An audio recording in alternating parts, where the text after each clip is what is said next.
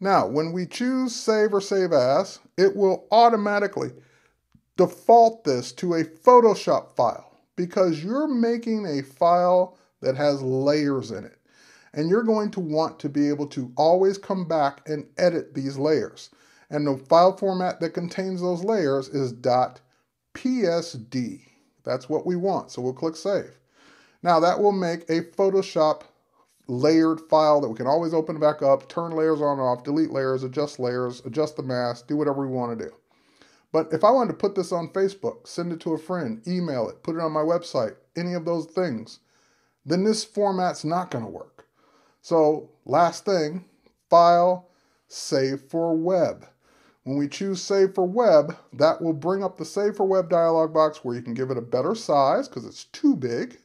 So you can bring it down to whatever size your website says it has to be, at least smaller than.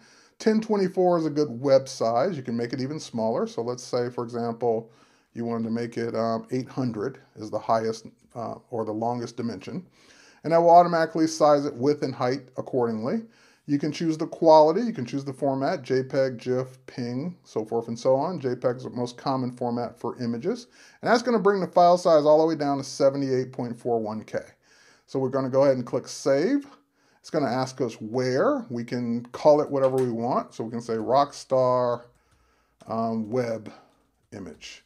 So that's the one that's going to go on our website or Facebook or whatever, and away we go. So I hope you learned something. I know that was rapid fire, 10 things in Photoshop for the beginner, but you know what? Those are the 10 things people always ask me how to do, so I've covered them.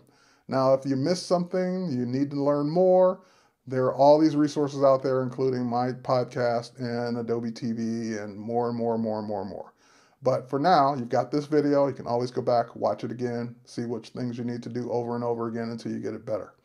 Thanks again for watching. My name is Terry White. We'll catch you next time.